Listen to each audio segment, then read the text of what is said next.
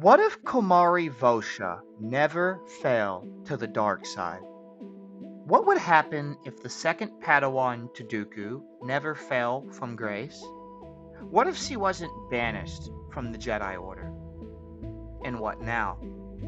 Having appeared as a Jedi Knight in two comics, a fallen Jedi in the Maul Lockdown novel, a full-on Sith Lord in Jango Fett's game, and nothing but a passing mention in the Darth Plagueis novel, there is very little to go off of. Having slain several of the true Mandalorians during the Battle of Galidraan, and fighting Darth Maul in Maul Lockdown, her fall is never fully explained, only implied, with the two implications being she was banished for her brutality during Galidraan, or for falling in love with Dooku.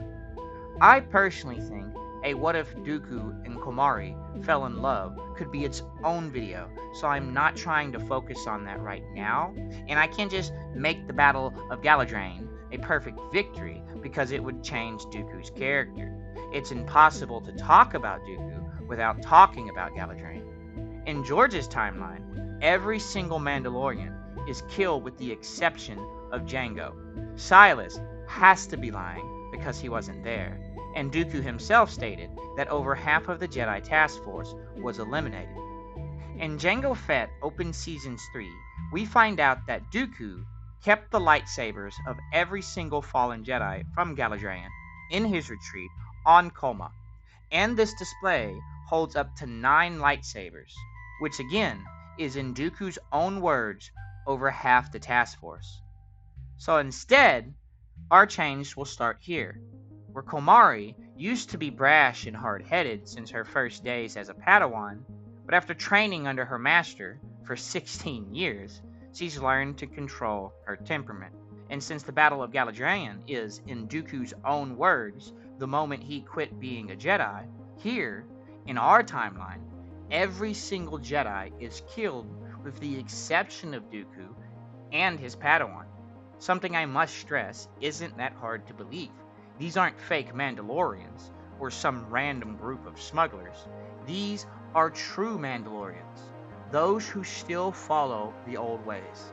And so, without any further waiting, Master, it's not the Jedi way. Lisped and lingering, Komari's words came from fear at the sighted terror of her master, knowing not the amber glaze that burned, ever present like magma amongst his unfurrowed gaze. Look where the Jedi have led us. Led them. Such a heated retort could not melt the adjacent sludge, labeled, thrown, and echoing abound the now emptied valley, save Dooku, his Padawan, and 2 survivors. Only one now. With the instant severing of Silas's head from his body, while Jango Fett himself was held high and squeezed, choking and gagging, coughing and curling, as the Jedi Master before him wasted no time for mercy.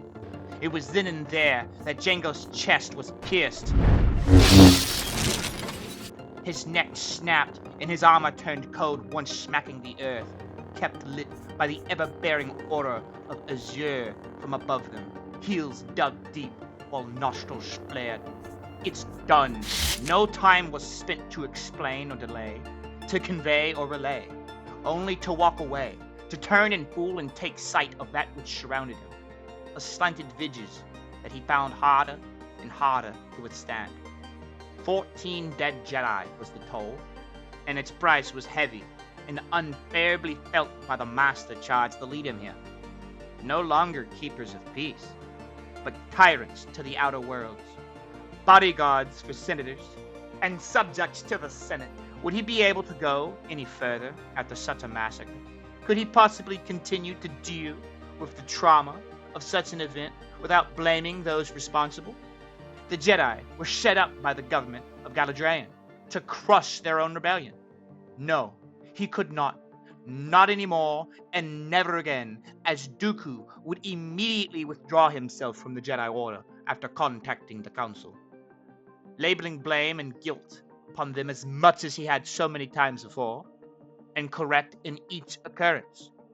From here, Komari would beg and plead for her master to stay, to seek a position on the council, to change it from the inside, something that only enraged him, calling the title and position as nothing more than Vanity Fairs, holding no value to the galaxy outside the walls of their isolated temple. Instead, he would return to his own home planet of Sereno, where news of his recent brother's death hit hardest, and where his nephew now summoned him to visit. But not before congratulating Vosa upon the exterior steps of the Jedi Temple, gifting her one last present: twin sabers modeled after his own design, curved and framed, elegant and formal, prestigious and flawless, one blue and the other green, yet both sharing the same intent: to complement Komari's last and final teaching, the art of Jakai.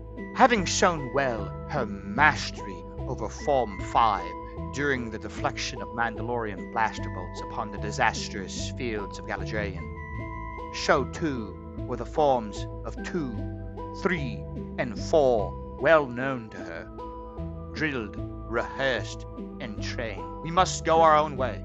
Dooku spoke not just about his soon-to-be Padawan, but also himself. He had to move on from the Jedi, but a warm bed, a fresh meal, and a welcoming home was always open towards Kumari, since he needed. Many days would then continue to pass, all the same for 2 years in fact, including the blockade of Naboo, the invasion of the Federation, and the journeys of Qui-Gon Jinn and Obi-Wan Kenobi. The return of Anakin Skywalker is where everything would change, with Komari Vosa personally vouching for Qui-Gon Jinn. Shared Padawans, each under the same master. It was impossible for any in the Order to tell which of these two admired him more. Further still, they each carried the burning desire that inspired their mentor to leave the Order in the first place: the desire for change. And this change would come like a shroud of rain, as Kumari's elevation to the title of Jedi Master was well earned by her actions during the Battle of Galidraan, burdened and overshadowed not just by Dooku's defection, but the lively antics of Anakin Skywalker, chosen by the Force to bring balance. Words repeated, what were freshly heard from the bearded and wise acquaintance Vosa normally kept near, finding them true to reason and right, and the presence he felt was undeniable in their assertion. Even though the Council and Yoda had already denied to train the boy, deemed too clouded by fog, haze, and fear, Qui-Gon heard nothing but what the Force wanted them to hear. The boy will be trained. He must be. I will make sure of it. Such determination, while prone to trigger exhaustion in members of the Council, found a home in his friend. Arms held aloft and crossed, while robed cloth covered each of them whole. Discussing plans for the future, this duo of semi-siblings watched the vibrancy of Anakin from afar, guided by Obi-Wan. Having come from a planet of dust and dirt, sand and dunes, each exterior building was larger than the largest mountain from his home. He will be a fine Jedi. Vosa alone was the singular source of reassurance that Qui-Gon could find. Like Dooku during days long since past, a master, mentor, and friend, he once thought wrong for leaving the Order, but more and more he began to see why. The mission next appeared simple to all who heard it. Master Qui-Gon Jinn was to return to Naboo with both his Padawan and Anakin, not to fight the Trade Federation, not to embroil the Jedi in war, and not to investigate the shadowy figure that ambushed them on Tatooine. Instead, their job was simply the continued escort of Queen Amidala, to solidify her safety until peace was negotiated, something easily said, and even easier to do. Or so the Jedi Council seemed to think to themselves.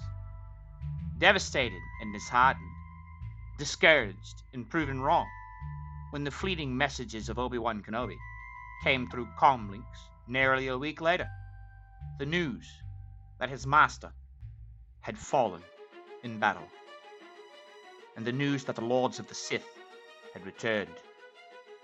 Regrettable it was, saddening it was, but to change the decision of the council, it did not.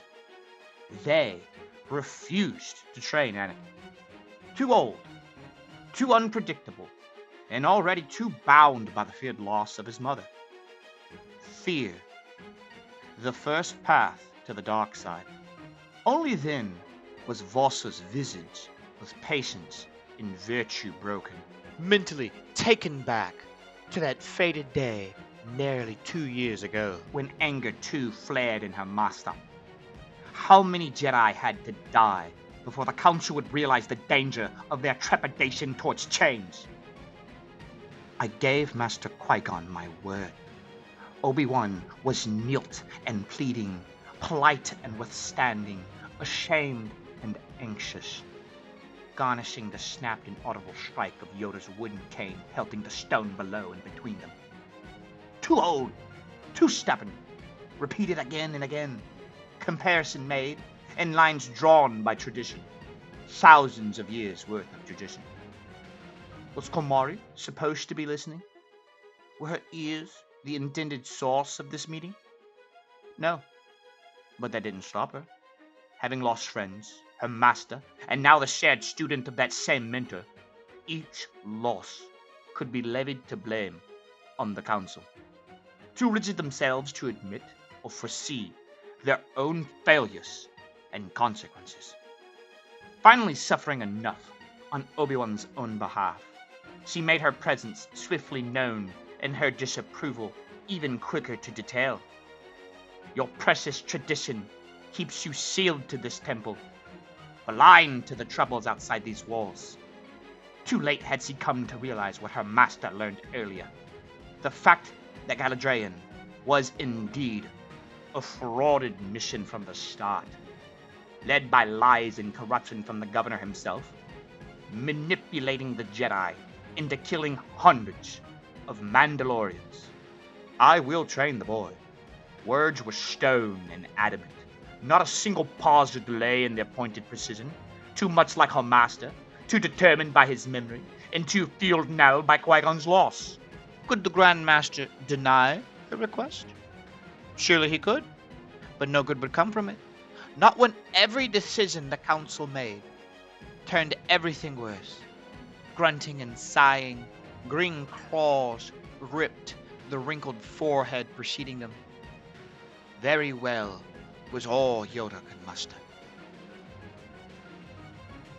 And for 10 years afterwards, much was normal and mundane, comfortable and sustained, except the early death of Jango Fett, that is, where, in George Lucas's timeline, he's cloned to create the perfect soldier for the Grand Army of the Republic.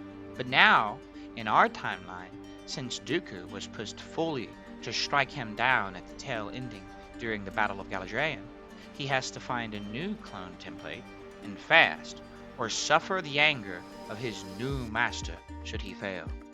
So this new template would be General Grievous before his fall, still going by the name Qui-Mane, and living his life on Kali, bribed to visit Kamino, and bribed again to return home, to keep his mouth shut.